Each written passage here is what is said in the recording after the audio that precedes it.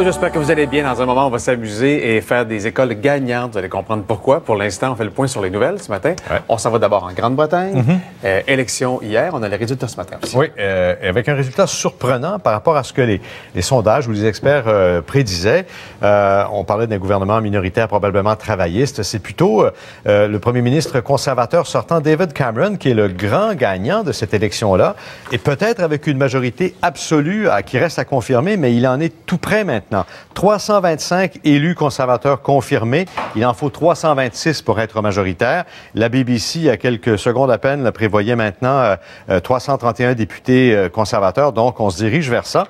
Et leurs alliés dans la coalition sortante, les libéraux-démocrates de Nick Clegg, n'obtiendraient que 12 sièges comparés aux 56 de la précédente élection. Alors, c'est un changement c'est une victoire très importante et qui n'avait pas été prévue par les experts pour les conservateurs en Angleterre.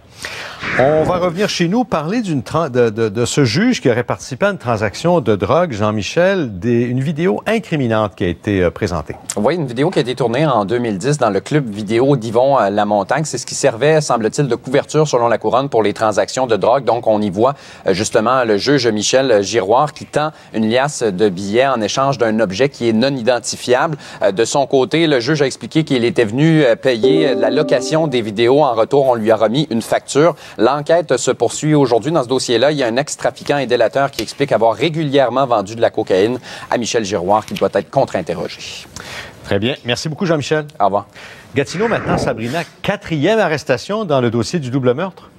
Oui, ça déboule vraiment depuis le début de la semaine, Georges. Donc, ce 4e individu qui a été arrêté à même le palais de justice de Gatineau parce qu'il s'en allait voir la 3e personne qui a été arrêtée un peu plus tôt cette semaine. Donc, on parle de Éric Boivin, 37 ans. Lui doit comparaître aujourd'hui au palais de justice de Gatineau relativement au double meurtre survenu dans le secteur Elmer en janvier 2014. Je vous l'ai dit, 4e. Donc, tout au courant de la semaine, on a 4 personnes qui ont été arrêtées dans ce dossier. Ce 4e individu qui devrait faire face également à des accusations de meurtre prémédité. Ce sera à voir au courant de la journée.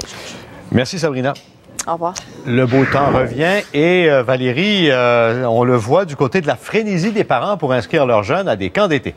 Oui, regardez ces images. Il y a plusieurs parents de Saguenay qui étaient tous réunis au même endroit. Ça s'est passé hier parce que c'était la journée d'inscription à ces fameux camps d'été du côté de la ville de Saguenay. Et chaque année, c'est la folie, c'est la ruée vers les lieux d'inscription parce que faut dire qu'il n'y a pas nécessairement assez de place pour le nombre d'enfants qui souhaiteraient fréquenter justement ces fameux camps de jour. Donc, il faut être chanceux ici à Saguenay en tant que parent pour réussir à obtenir une place pour son enfant. Les inscriptions débutaient hier matin à 10 heures et il y avait des parents qui s'étaient déplacés, qui étaient sur place depuis 7 heures le matin pour réussir à obtenir une place. Et ce que répond la ville de Saguenay, c'est que finalement, on n'est pas en mesure d'ajouter plus de places parce que déjà, ça coûte assez cher. Ces camps d'été, on parle de 700 000 $ pour 7 semaines d'opération. Donc voilà, il faut être patient comme parent ici du côté de Saguenay. Bien, absolument. Ouais.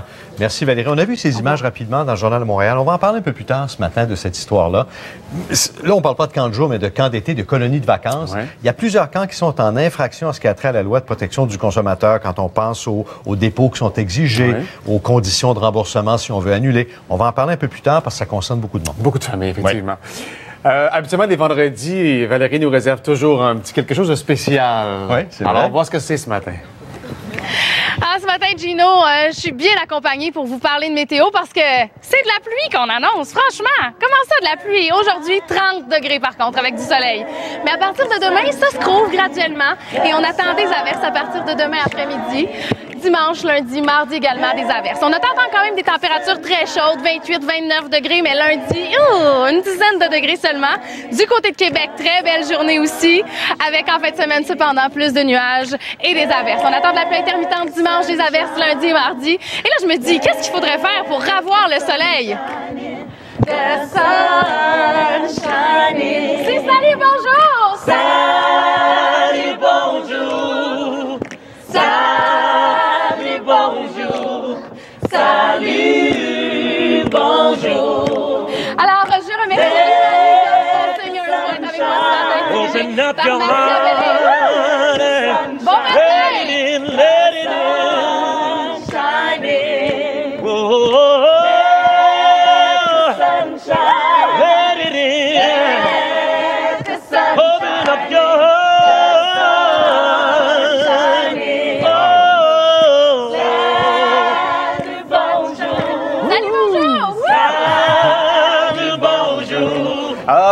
Merci Valérie, quelle belle météo chantée ce matin. Il y avait de l'air. Ah oui, tu le cas de le dire. C'est différent de la vague qui l'a frappé la semaine dernière. Oui, t'as raison. Les 4 chaudières d'eau. Le cœur gaze pas.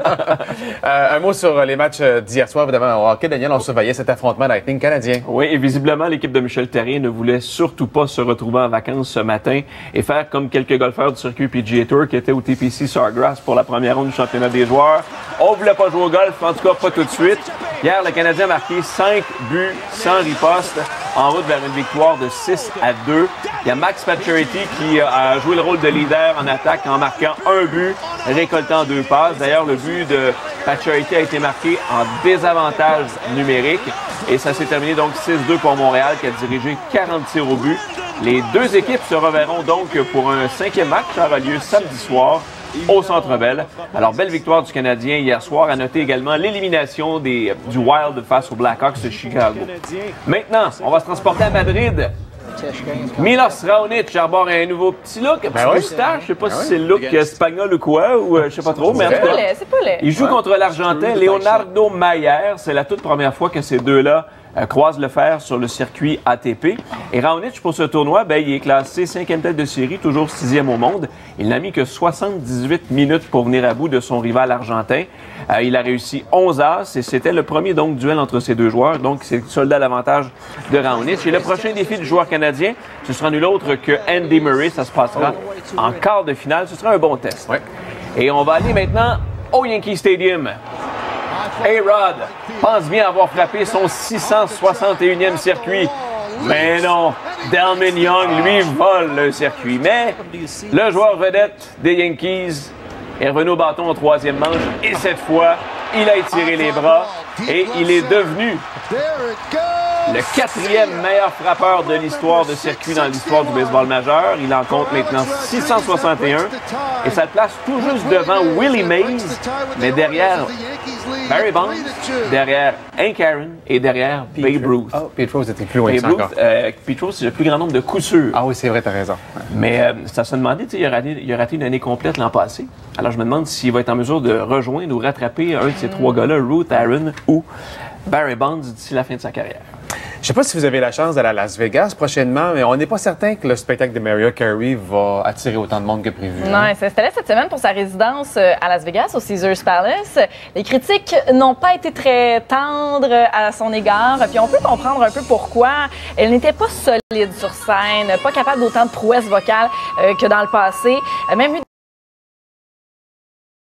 tu sais, quand la chance, c'est vraiment pas de ton côté, en plein spectacle, tu es un peu en train de lâcher tout ça. Elle était vraiment pas à son meilleur. D'ailleurs, voici un extrait qui vous démontre clairement qu'elle n'était pas si à l'aise que ça.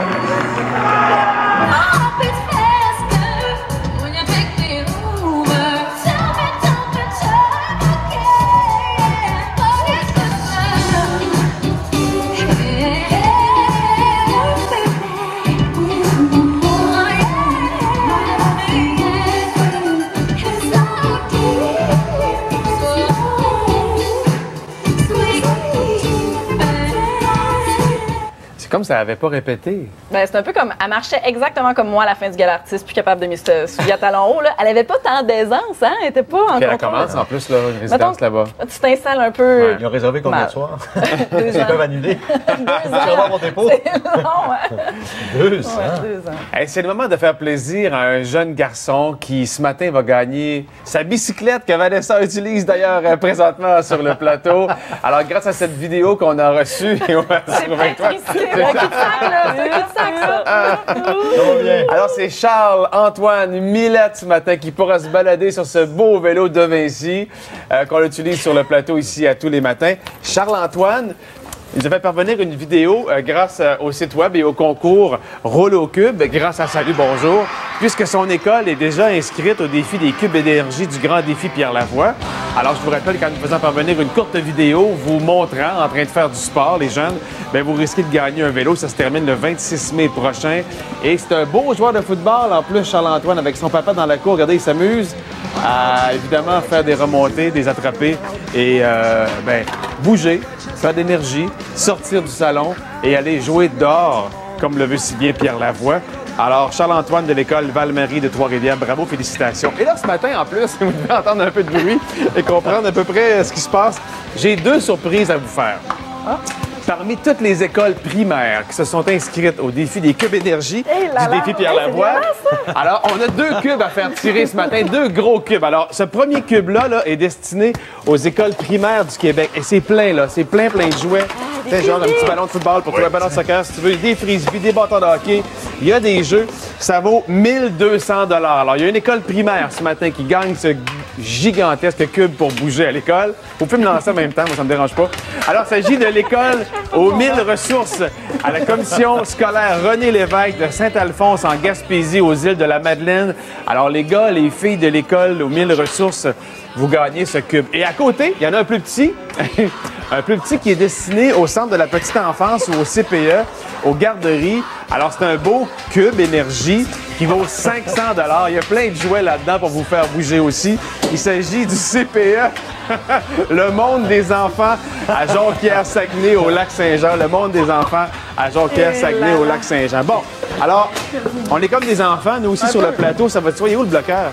Il n'y a pas de bloqueur, pour nous? Ah, Gino! OK, je vais aller dans le... Tu veux gauler? Je vais gauler. Je vais m'installer là, ça va être moins dangereux. Bouge pas. OK, parfait. Et là, non, j'ai pas besoin de masque. J'ai juste besoin du bloqueur, mais je le trouve pas.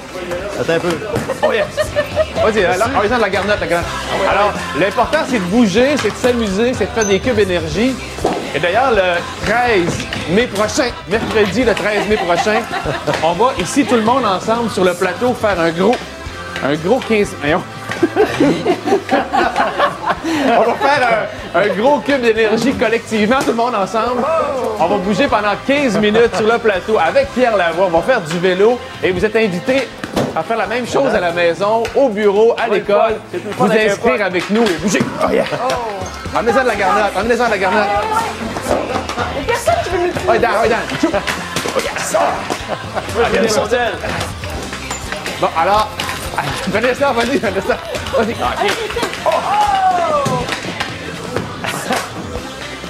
Alors, j'en ai arrêté 2 en même temps. 3e, tiens, toi! Gary Chouinard! Oh yes! C'est comme le Canadien, ça marche pas! Je suis mouru! Gino Bishop!